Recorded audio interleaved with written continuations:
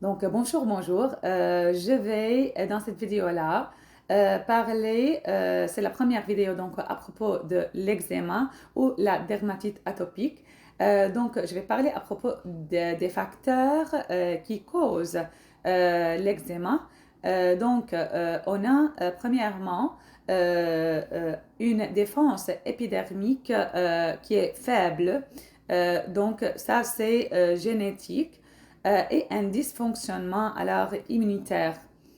Ceci peut être dû à la prise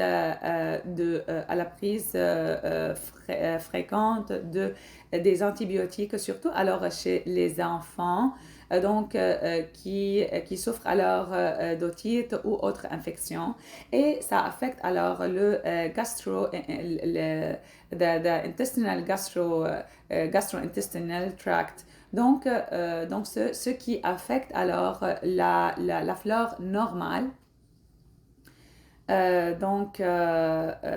ça affecte aussi alors ce qui affecte le gut.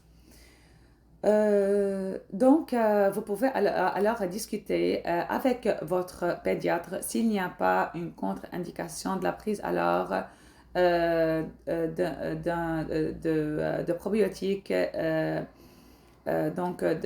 avec une qualité qui est bonne. Aussi, alors, on va discuter ce qu'on peut faire pour garder un bon environnement pour les intestins, ce qui aide alors l'enfant ou l'adulte à dépasser ces facteurs-là. Euh, donc, euh, N'oublions pas il y a aussi plusieurs triggers par rapport aux aliments qu'il faut faire alors une liste et discuter aussi avec votre pédiatre pour qu'il vous transfère à une spécialiste en nutrition. Car surtout si l'enfant fait une allergie à plusieurs aliments, le wheat, comme les nuts, grains, vegetable oils ou eggs. On ne veut pas que ça cause une malnutrition. C'est un point qui est très très important.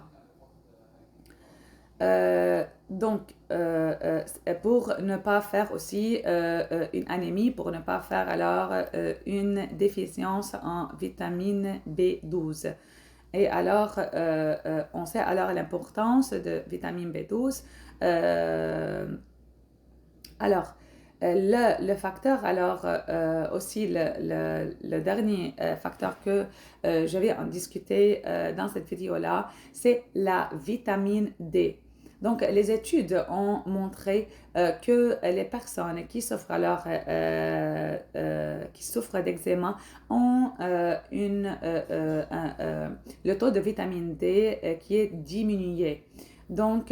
Ceux qui leur disposent à des infections en comparant alors avec les personnes qui ont une bonne immunité.